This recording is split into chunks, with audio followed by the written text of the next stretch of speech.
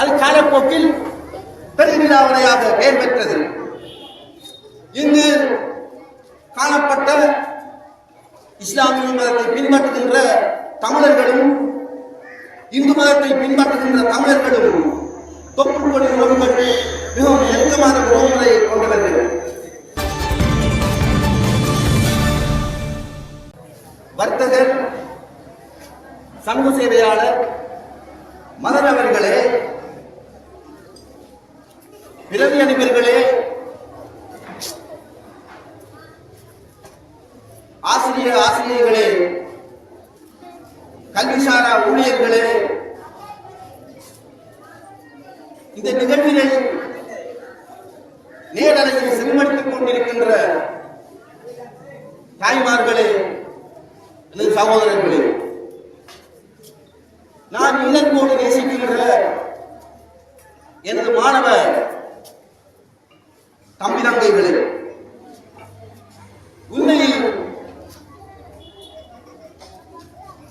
நான் பாடசாலை நிகழ்வுகளுக்கு கலந்து கொள்வதற்கான முக்கிய காரணம் கற்றாரோடு எவ்வாறு மகிழ்ந்து கொள்வார்கள், கற்றாரை எவ்வாறு பாராட்டிக் கொள்வார்கள் என்பது அவ்வையார் முதலில் என்னை ஞாபகப்படுத்துகின்றது. நான் நினைக்கின்றேன் 24வது முறையாக இருக்க வேண்டும். பூத்துக் குலுங்குகின்ற தாமரைகள் அழகிய ஒரு நீர்த்தேக்கத்தில் அதில் மகிழ்கின்ற அண்ணன்களுக்கு ஒப்பானதாக கற்றார் மகிழ்ச்சியையும் கூறுகின்றார். உண்மையில் இந்த சிறார்களுடைய நேர்த்தி நான் இந்த ஒழுக்கத்தை காண்கின்றேன், பண்பாட்டை காண்கின்றேன், கலாச்சாரத்தின் உயர்வை நான் இங்கு காண்கின்றேன். இவர்களுடைய அழகிய சத்தங்கள் ஒரு அன்னத்தினுடைய சத்தங்களாகவே நான் பார்க்கின்றேன். அதே போன்று இதை நான் உறுதிப்படுத்த வேண்டும். கல்லாதரை எவ்வாறு கலந்து கொள்வார்கள் என்று கூறுகிறார்.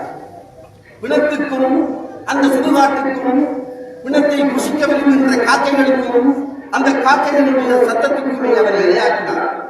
எனவே இது ஒரு அழகிய ஒரு ஆலயமாக நான் இதை காண முடியும். தம்பி தங்கைகளே, இந்த நீலாவணை முதலில் நாம் யார், இந்த நீலாவணை என்பது என்ன என்பதை நாம் புரிந்து கொள்ள வேண்டும். இந்த உறவு ஒரு தொப்புள் கொடி உறவு என்பதை நீங்கள் விளங்கிக் கொள்ள வேண்டும் என நம்பினாக இருக்கிறது. இந்தியாவிலிருந்து கடல் வழியாக வள்ளத்தில் அண்ணன் தம்பி 2 பேர் இந்த நிலத்தில் பிரவேசித்தார்கள். பெரிய நீலன், சின்ன நீலன் என்று இருவர். இந்த பெரிய நீலன் இந்த இடத்தை அடைந்ததால் தான் பெரிய நீலை அணை என்று பெயர் பெற்றது. அது காலப்போக்கில் பெருவிழாவடையாக பெயர் பெற்றது. இங்கு காணப்பட்ட இஸ்லாமிய மதத்தை பின்பற்றுகின்ற தமிழர்களும் இந்து மதத்தை பின்பற்றுகின்ற தமிழர்களும் தொப்புள்கொடி உறவுகள் மிகவும் நெருக்கமான உறவுகளை கொண்டவர்கள். பின்பற்ற காலத்தில் 16ஆம் நூற்றாண்டுக்கு பின்பற்ற காலத்தில் மட்டக்களப்பில் கேரளை பற்றி பிரதிநிதித்து வந்த அண்ணன் தம்பி 2 பேர். நான் நினைக்கின்றேன் நானும்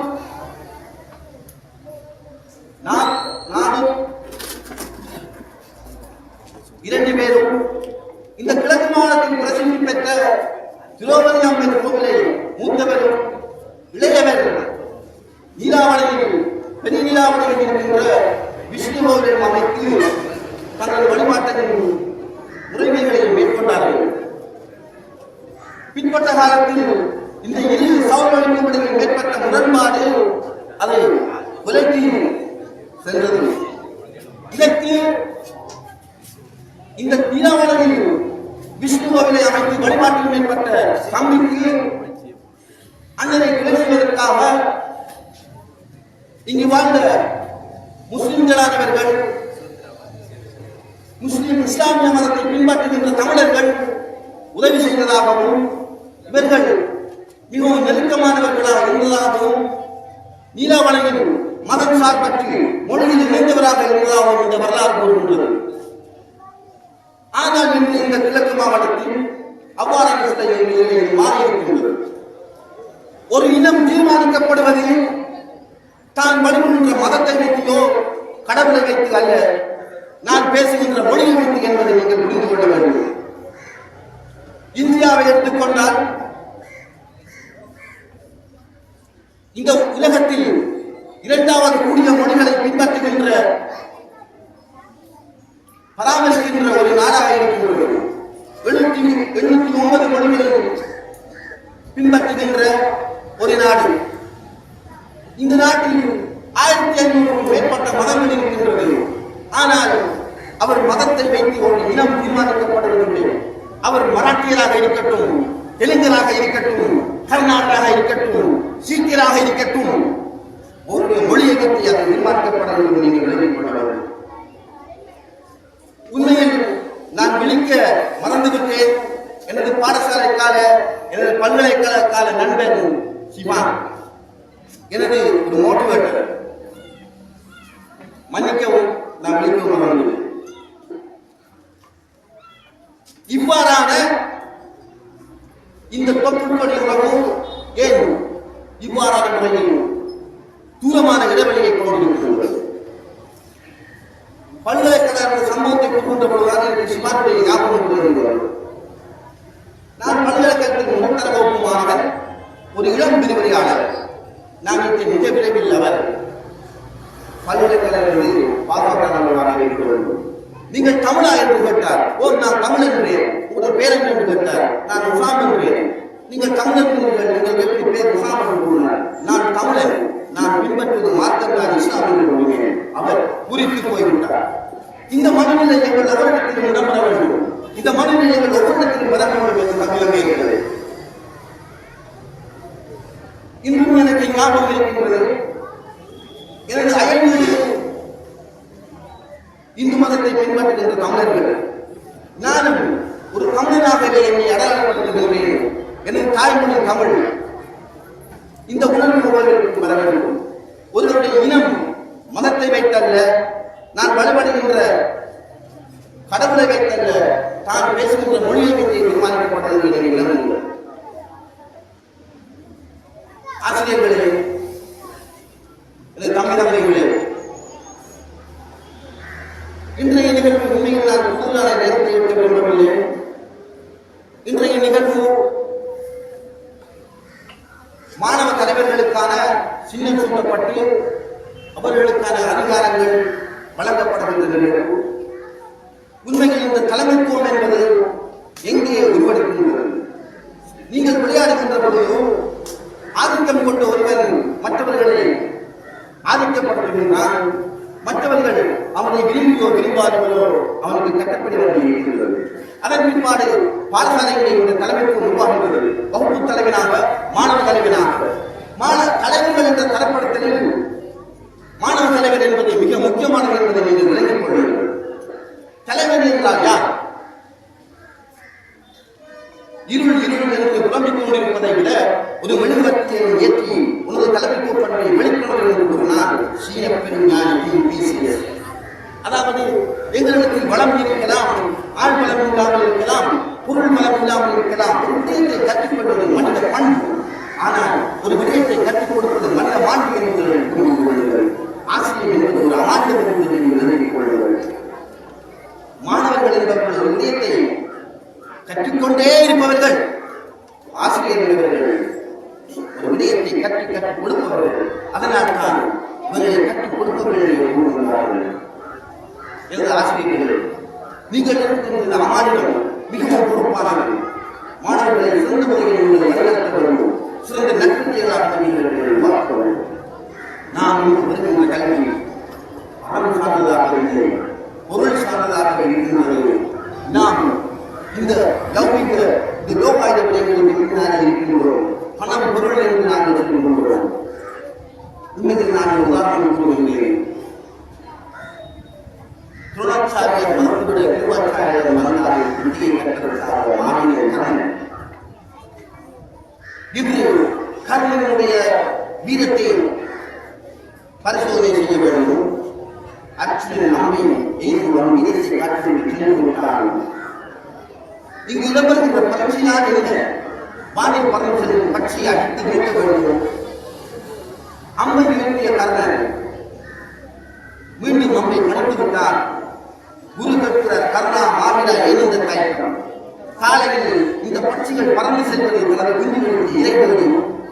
நான் இந்த பட்சியை ஊற்றினால் இந்த குஞ்சுகளை அனாதையாக்கி சாகடிப்பதை விட சிறந்தது நான் வீரன் என்று மேற்கொள்ள கர்ணா, நீ கற்றது வித்தையை வேதம் என்று. இவ்வாறு இந்த கல்வியை எவ்வளவு அணுகுவதற்கு கல்வியுமாக இருக்கின்றதா? நாம் செய்கின்ற ஒவ்வொரு விடயங்களுக்கும் எதிர்பார்ப்புகளை கொண்டிருக்கின்றோம்.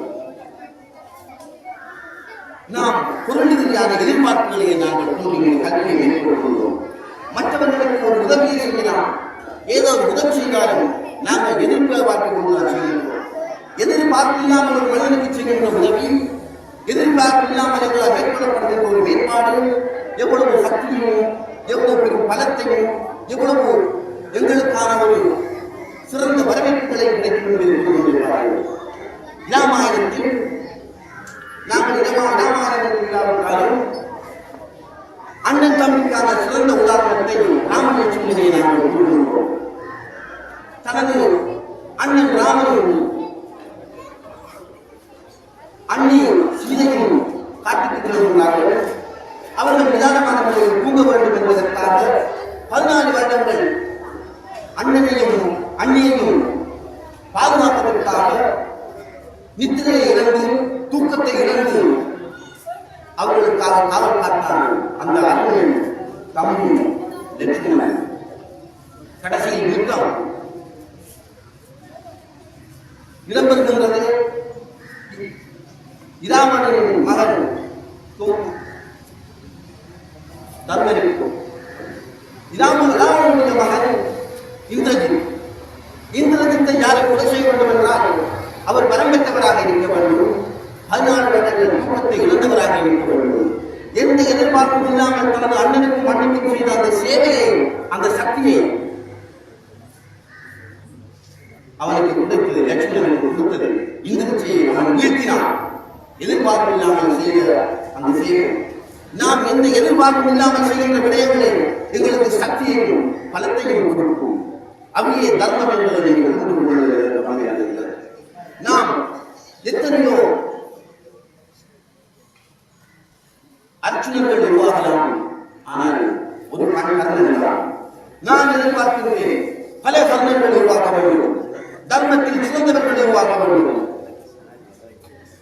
அறத்தில் சிறந்தவர்கள் உருவாக்க வேண்டும். உங்களுடைய நேரத்தில் நீங்கள் சரியான முறையில் மாற்றிக் கொள்ளுங்கள். நீங்கள் சிறந்த நண்பர்களை பெற்றுக் கொள்ளுங்கள். சோகத்தில் கூறினார், நான் உன்னை பற்றி அறிவோம் என்றால் உனது நண்பரை பற்றி கூறுகிறான்.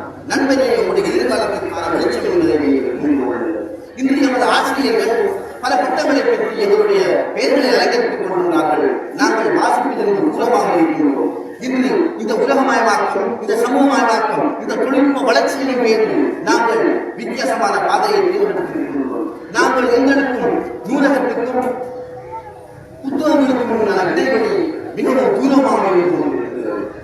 நாங்கள் எங்களது மனங்களை அழகுபடுத்துவத விரும்பவில்லை, எங்களது பெயர்களைத்தான் நாங்கள் அழகுபடுத்த விரும்புகின்றோம். எனது ஆசிரியர்களே, இந்த கல்வியின் மகத்துவத்தை நீங்கள் இந்த சின்னங்களாக மட்ட வேண்டும்.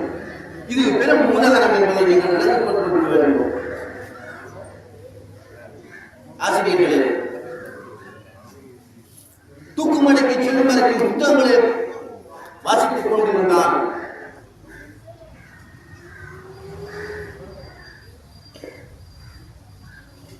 அதே போன்று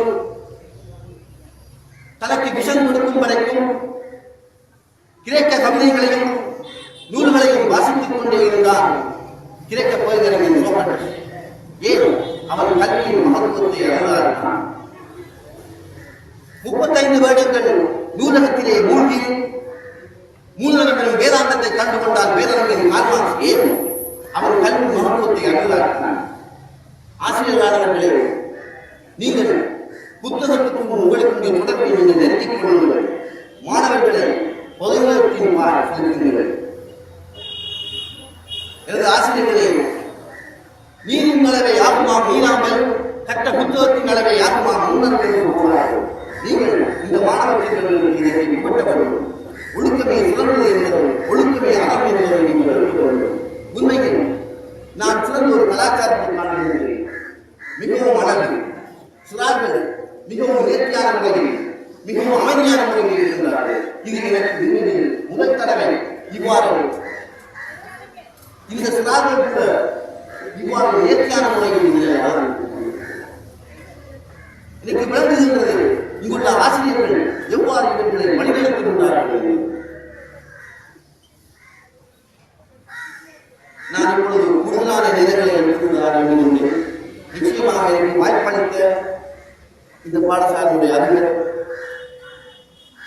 இந்த ஆசிரியர்களால் இந்த மாணவர்கள் அனைவருக்கும் வாழ்த்து தெரிவித்து நான் முடித்துக் கொள்கிறேன்.